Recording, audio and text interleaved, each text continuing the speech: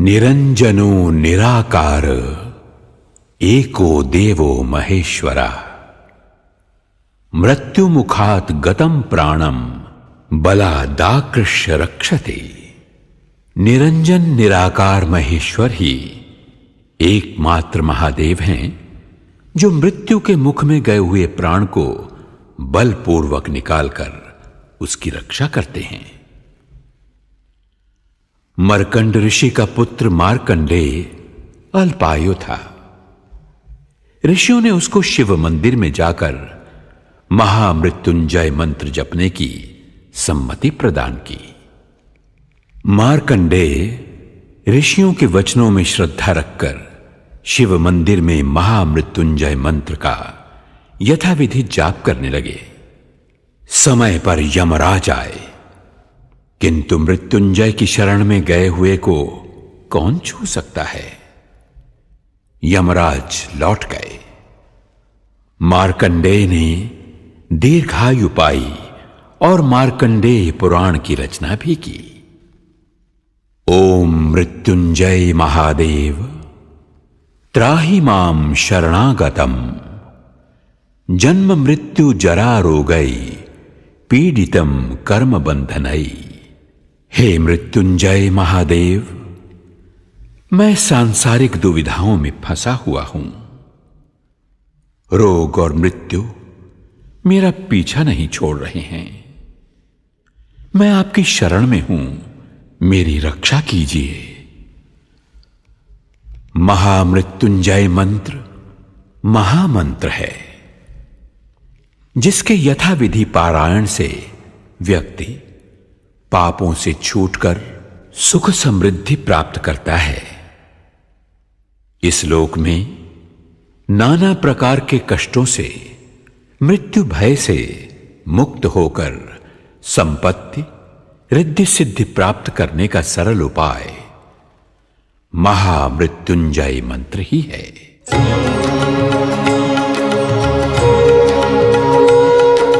मृत्युंजय महादेव त्राहि मां शरणागतं जन्म मृत्यु जरा व्याधि पीडितं कर्म बन्धनैः। मृत्युंजय महादेव त्राहि मां शरणागतं जन्म मृत्यु जरा व्याधि पीडितं कर्म बन्धनैः। मृत्युंजय महादेव त्राहि मां शरणागतं जन्म मृत्यु जरा व्याधि पीडितं कर्म बन्धनैः।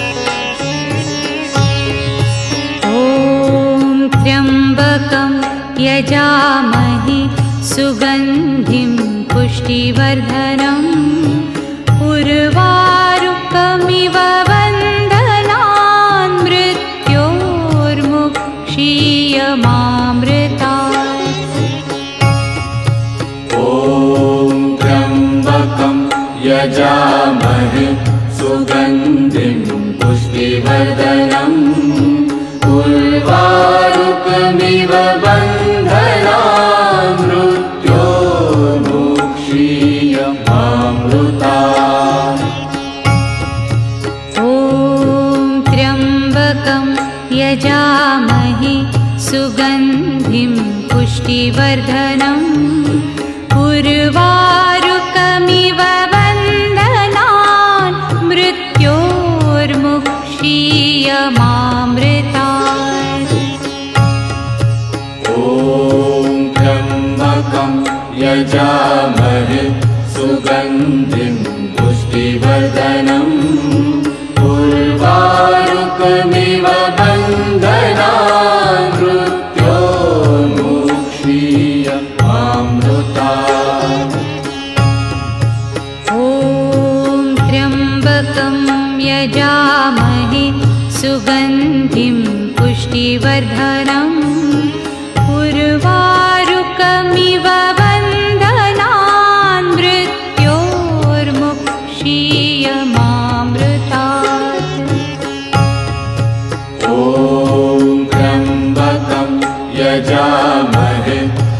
सुगन्धिं पुष्टिवर्धनम् उर्वारुकमिव बन्धनान् मृत्योर्मुक्षीयमामृतात्। ॐ त्र्यम्बकं यजामहे सुगन्धिं पुष्टिवर्धनम् उर्वारुकमिव बन्धनान् मृत्योर्मुक्षीयमामृतात्। ॐ त्र्यम्बकं यजामहे सुगन्धिं पुष्टिवर्धनम् उर्वारुकमिव बन्धनान् मृत्योर्मुक्षीयमामृतात्। ॐ त्र्यम्बकं यजामहे सुगन्धिं पुष्टिवर्धनम् उर्वारुकमिव बन्धनान् मृत्योर्मुक्षीयमामृतात्। ॐ त्र्यम्बकं यजामहे सुगन्धिं पुष्टिवर्धनम् उर्वारुकमिव बन्धनान् मृत्योर्मुक्षीयमामृतात्। ॐ त्र्यम्बकं यजामहे सुगन्धिं पुष्टिवर्धनम् उर्वारुकमिव बन्धनान् मृत्योर्मुक्षीयमामृतात्। ॐ त्र्यम्बकं यजामहे सुगन्धिं पुष्टिवर्धनम् उर्वारुकमिव बन्धनान् मृत्योर्मुक्षीयमामृतात्। ॐ त्र्यम्बकं यजामहे सुगन्धिं पुष्टिवर्धनम् उर्वारुकमिव बन्धनान् मृत्योर्मुक्षीयमामृतात्। ॐ त्र्यम्बकं यजामहे सुगन्धिं पुष्टिवर्धनम् उर्वारुकमिव बन्धनान् मृत्योर्मुक्षीयमामृतात्। ॐ त्र्यम्बकं यजामहे सुगन्धिं पुष्टिवर्धनम् उर्वारुकमिव बन्धनान् मृत्योर्मुक्षीयमामृतात्।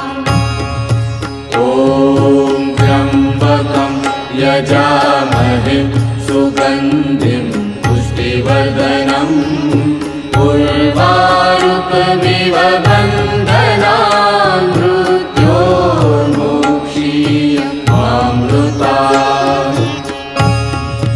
ॐ त्र्यम्बकं यजामहे सुगन्धिं पुष्टिवर्धनम् उर्वारुकमिव बन्धनान् मृत्योर्मुक्षीयमामृतात्। ॐ त्र्यम्बकं यजामहे सुगन्धिं पुष्टिवर्धनम् उर्वारुकमिव बन्धनान् मृत्योर्मुक्षीयमामृतात्।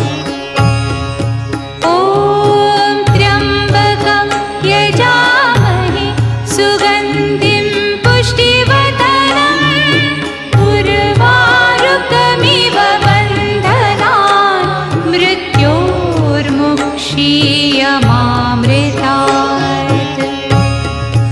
ॐ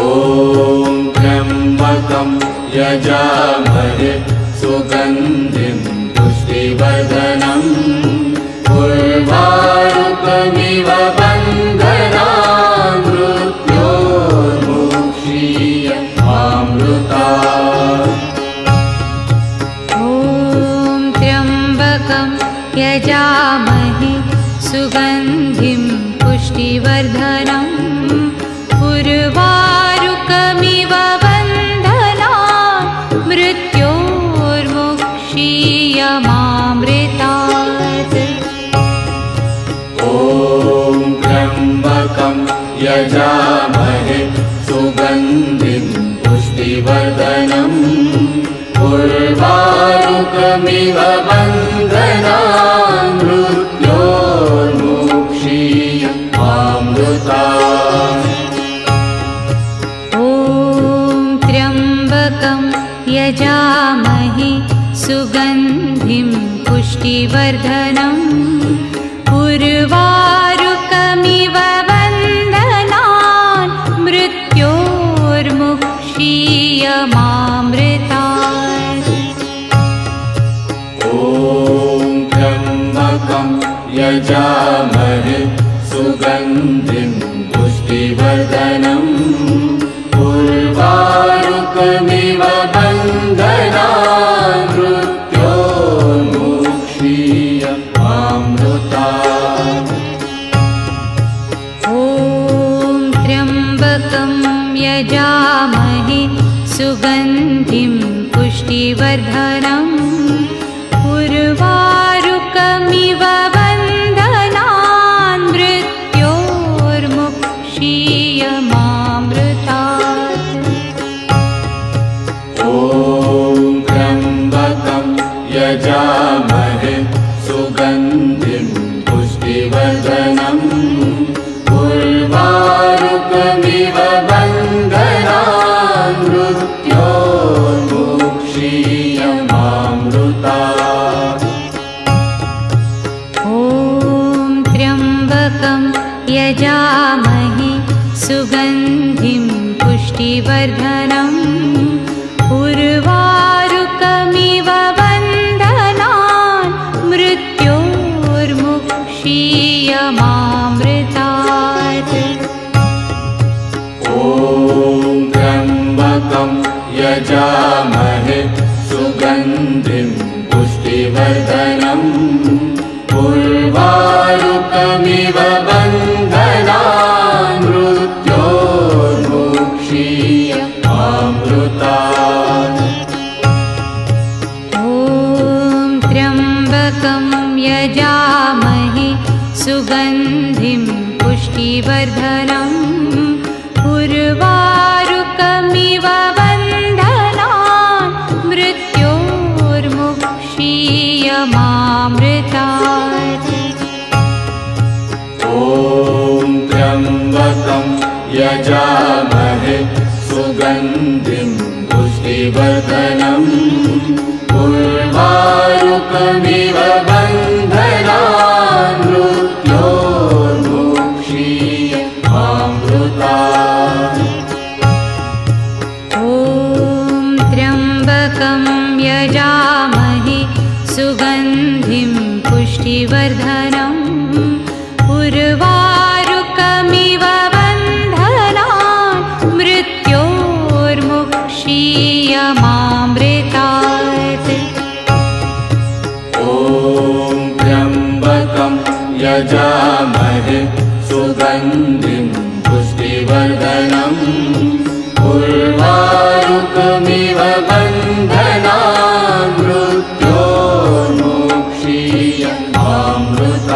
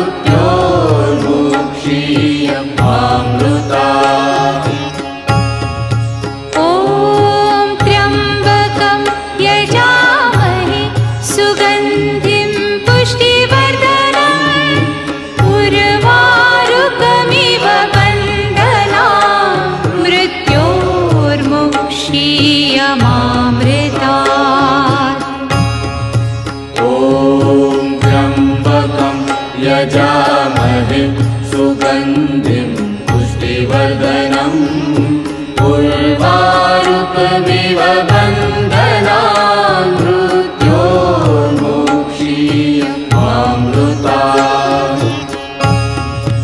ॐ त्र्यम्बकं यजामहे सुगन्धिं पुष्टिवर्धनम् उर्वारुकमिव बन्धनान् मृत्योर्मुक्षीयमामृतात्। ॐ त्र्यम्बकं यजामहे सुगन्धिं पुष्टिवर्धनम् उर्वारुकमिव बन्धनान् मृत्योर्मुक्षीयमामृतात्। ॐ त्र्यम्बकं यजामहे सुगन्धिं पुष्टिवर्धनम् उर्वारुकमिव बन्धनान् मृत्योर्मुक्षीयमामृतात्। ॐ त्र्यम्बकं यजामहे सुगन्धिं पुष्टिवर्धनम् उर्वारुकमिव बन्धनान् मृत्योर्मुक्षीयमामृतात्। ॐ त्र्यम्बकं यजामहे सुगन्धिं पुष्टिवर्धनम् उर्वारुकमिव बन्धनान् मृत्योर्मुक्षीयमामृतात्। ॐ त्र्यम्बकं यजामहे सुगन्धिं पुष्टिवर्धनम् उर्वारुकमिव बन्धनान् मृत्योर्मुक्षीयमामृतात्। ॐ त्र्यम्बकं यजामहे सुगन्धिं पुष्टिवर्धनम् उर्वारुकमिव बन्धनान् मृत्योर्मुक्षीयमामृतात्। ॐ त्र्यम्बकं यजामहे सुगन्धिं पुष्टिवर्धनम् उर्वारुकमिव बन्धनान् मृत्योर्मुक्षीयमामृतात्। ॐ त्र्यम्बकं यजामहे सुगन्धिं पुष्टिवर्धनम् उर्वारुकमिव बन्धनान् मृत्योर्मुक्षीयमामृतात्।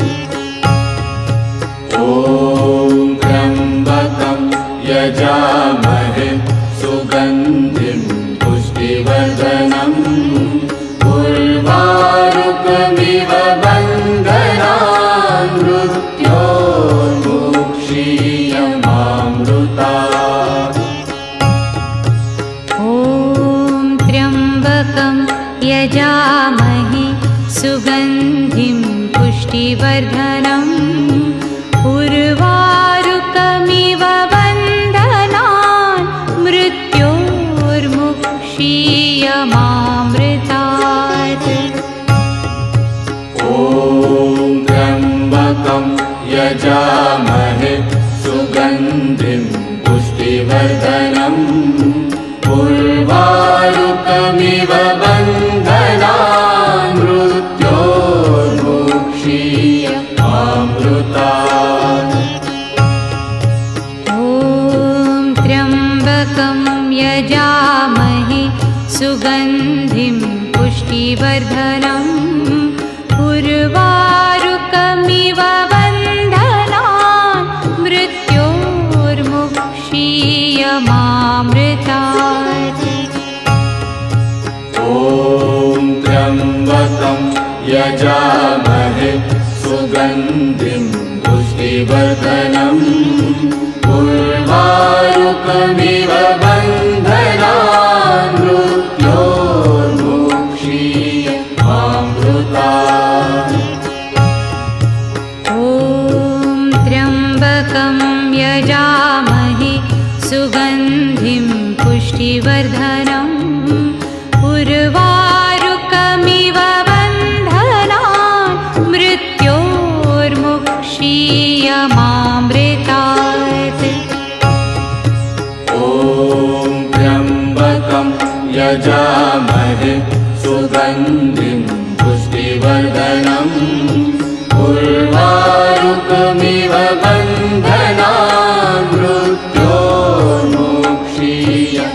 मृत्योर्मुक्षीयमामृतात् ॐ त्र्यम्बकं यजामहे सुगन्धिं पुष्टिवर्धनम् उर्वारुकमिव बन्धनान् मृत्योर्मुक्षीयमामृतात् ॐ त्र्यम्बकं यजामहे सुगन्धिं पुष्टिवर्धनम् उर्वारुकमिव बन्धनान् मृत्योर्मुक्षीयमामृतात् ॐ त्र्यम्बकं यजामहे सुगन्धिं पुष्टिवर्धनम् उर्वारुकमिव बन्धनान् मृत्योर्मुक्षीयमामृतात् ॐ त्र्यम्बकं यजामहे सुगन्धिं पुष्टिवर्धनम् उर्वारुकमिव बन्धनान् मृत्योर्मुक्षीयमामृतात् ॐ त्र्यम्बकं यजामहे सुगन्धिं पुष्टिवर्धनम् उर्वारुकमिव बन्धनान् मृत्योर्मुक्षीयमामृतात् ॐ त्र्यम्बकं यजामहे सुगन्धिं पुष्टिवर्धनम्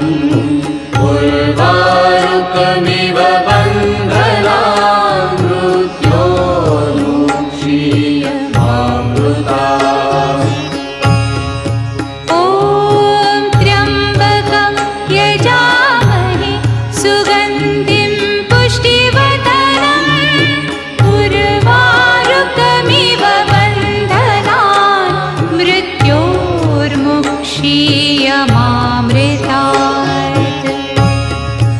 ॐ त्र्यम्बकं यजामहे सुगन्धिं पुष्टिवर्धनम् उर्वारुकमिव बन्धनान् मृत्योर्मुक्षीयमामृतात् ॐ त्र्यम्बकं यजामहे सुगन्धिं पुष्टिवर्धनम् उर्वारुकमिव बन्धनान् मृत्योर्मुक्षीयमामृतात् ॐ त्र्यम्बकं यजामहे सुगन्धिं पुष्टिवर्धनम् उर्वारुकमिव बन्धनान् मृत्योर्मुक्षीयमामृतात् ॐ त्र्यम्बकं यजामहे सुगन्धिं पुष्टिवर्धनम् उर्वारुकमिव बन्धनान् मृत्योर्मुक्षीयमामृतात् ॐ त्र्यम्बकं यजामहे सुगन्धिं पुष्टिवर्धनम् उर्वारुकमिव बन्धनान् मृत्योर्मुक्षीयमामृतात्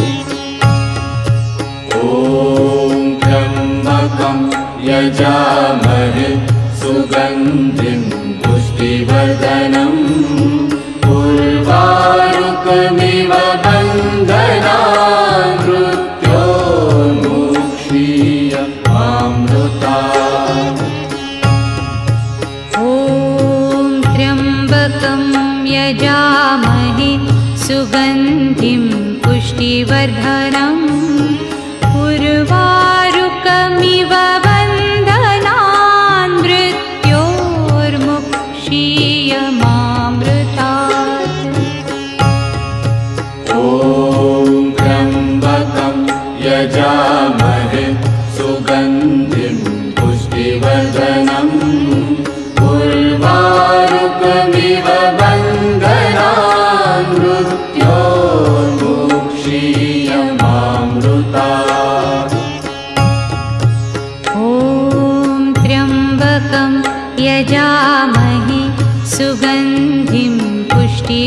पुष्टिवर्धनम् उर्वारुकमिव बन्धनान् मृत्योर्मुक्षीयमामृतात्। ॐ त्र्यम्बकं यजामहे सुगन्धिं पुष्टिवर्धनम् उर्वारुकमिव बन्धनान् मृत्योर्मुक्षीयमामृतात्। ॐ त्र्यम्बकं यजामहे सुगन्धिं पुष्टिवर्धनम् उर्वारुकमिव बन्धनान् मृत्योर्मुक्षीयमामृतात्। ॐ त्र्यम्बकं यजामहे सुगन्धिं पुष्टिवर्धनम् उर्वारुकमिव बन्धनान् मृत्योर्मुक्षीयमामृतात्। ॐ त्र्यम्बकं यजामहे सुगन्धिं पुष्टिवर्धनम् उर्वारुकमिव बन्धनान् मृत्योर्मुक्षीयमामृतात्। ॐ त्र्यम्बकं यजामहे सुगन्धिं पुष्टिवर्धनम् उर्वारुकमिव बन्धनान् मृत्योर्मुक्षीयमामृतात्।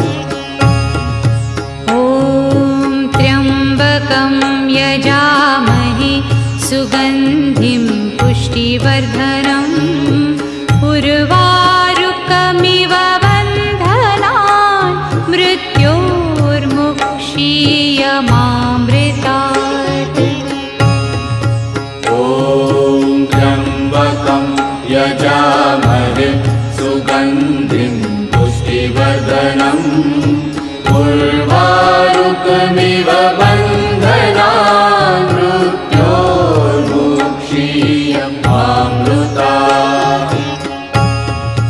ॐ त्र्यम्बकं यजामहे सुगन्धिं पुष्टिवर्धनम् उर्वारुकमिव बन्धनान् मृत्योर्मुक्षीयमामृतात्। ॐ त्र्यम्बकं यजामहे सुगन्धिं पुष्टिवर्धनम् उर्वारुकमिव बन्धनान् मृत्योर्मुक्षीयमामृतात्। ॐ त्र्यम्बकं यजामहे सुगन्धिं पुष्टिवर्धनम् उर्वारुकमिव बन्धनान् मृत्योर्मुक्षीयमामृतात्।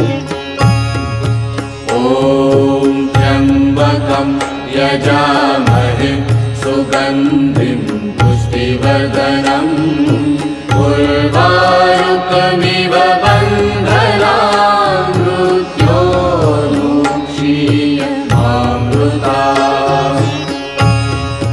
ॐ त्र्यम्बकं यजामहे सुगन्धिं पुष्टिवर्धनम् उर्वारुकमिव बन्धनान् मृत्योर्मुक्षीयमामृतात्। ॐ त्र्यम्बकं यजामहे सुगन्धिं पुष्टिवर्धनम् उर्वारुकमिव बन्धनान् मृत्योर्मुक्षीयमामृतात्। ॐ त्र्यम्बकं यजामहे सुगन्धिं पुष्टिवर्धनम् उर्वारुकमिव बन्धनान्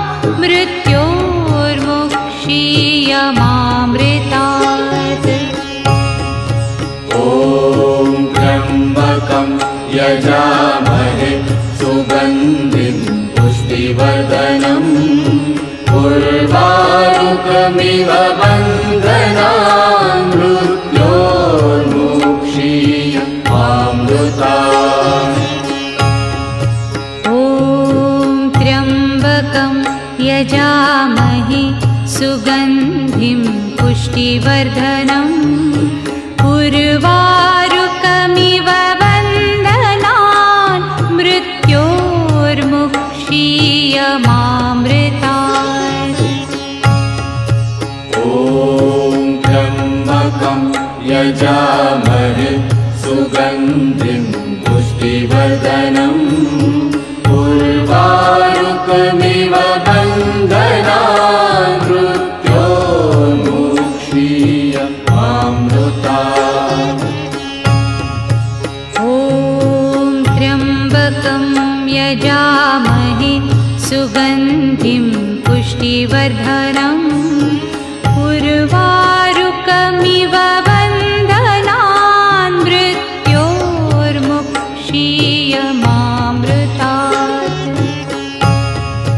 ॐ त्र्यम्बकं यजामहे सुगन्धिं पुष्टिवर्धनम् उर्वारुकमिव बन्धनान् मृत्योर्मुक्षीयमामृतात्। ॐ त्र्यम्बकं यजामहे सुगन्धिं पुष्टिवर्धनम् उर्वारुकमिव बन्धनान् मृत्योर्मुक्षीयमामृतात्। ॐ त्र्यम्बकं यजामहे सुगन्धिं पुष्टिवर्धनम् उर्वारुकमिव बन्धनान् मृत्योर्मुक्षीयमामृतात्। ॐ त्र्यम्बकं यजामहे सुगन्धिं पुष्टिवर्धनम् उर्वारुकमिव बन्धनान् मृत्योर्मुक्षीयमामृतात्। ॐ त्र्यम्बकं यजामहे सुगन्धिं पुष्टिवर्धनम् उर्वारुकमिव बन्धनान् मृत्योर्मुक्षीयमामृतात्। ॐ त्र्यम्बकं यजामहे सुगन्धिं पुष्टिवर्धनम् उर्वारुकमिव बन्धनान् मृत्योर्मुक्षीयमामृतात्। ॐ त्र्यम्बकं यजामहे सुगन्धिं पुष्टिवर्धनम् उर्वारुकमिव बन्धनान् मृत्योर्मुक्षीयमामृतात्। ॐ त्र्यम्बकं यजामहे सुगन्धिं पुष्टिवर्धनम् उर्वारुकमिव बन्धनान् मृत्योर्मुक्षीयमामृतात्। ॐ त्र्यम्बकं यजामहे सुगन्धिं पुष्टिवर्धनम् उर्वारुकमिव बन्धनान् मृत्योर्मुक्षीयमामृतात्।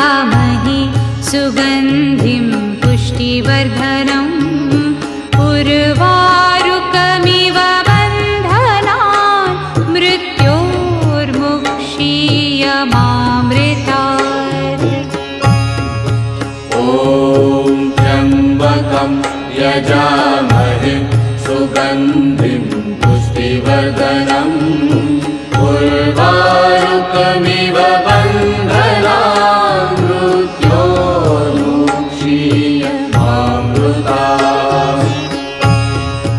ॐ त्र्यम्बकं यजामहे सुगन्धिं पुष्टिवर्धनम् उर्वारुकमिव बन्धनान् मृत्योर्मुक्षीयमामृतात्। ॐ त्र्यम्बकं यजामहे सुगन्धिं पुष्टिवर्धनम् उर्वारुकमिव बन्धनान् मृत्योर्मुक्षीयमामृतात्। ॐ त्र्यम्बकं यजामहे सुगन्धिं पुष्टिवर्धनम् उर्वारुकमिव बन्धनान् मृत्योर्मुक्षीयमामृतात्। ॐ त्र्यम्बकं यजामहे सुगन्धिं पुष्टिवर्धनम् उर्वारुकमिव बन्धनान् मृत्योर्मुक्षीयमामृतात्। ॐ त्र्यम्बकं यजामहे सुगन्धिं पुष्टिवर्धनम् उर्वारुकमिव बन्धनान् मृत्योर्मुक्षीयमामृतात्। ॐ त्र्यम्बकं यजामहे सुगन्धिं पुष्टिवर्धनम् उर्वारुकमिव बन्धनान् मृत्योर्मुक्षीयमामृतात्। ॐ त्र्यम्बकं यजामहे सुगन्धिं पुष्टिवर्धनम् उर्वारुकमिव बन्धनान् मृत्योर्मुक्षीयमामृतात्। ॐ त्र्यम्बकं यजामहे सुगन्धिं पुष्टिवर्धनम् उर्वारुकमिव बन्धनान् मृत्योर्मुक्षीयमामृतात्। ॐ त्र्यम्बकं यजामहे सुगन्धिं पुष्टिवर्धनम् उर्वारुकमिव बन्धनान् मृत्योर्मुक्षीयमामृतात्। ॐ त्र्यम्बकं यजामहे सुगन्धिं पुष्टिवर्धनम् उर्वारुकमिव बन्धनान् मृत्योर्मुक्षीयमामृतात्।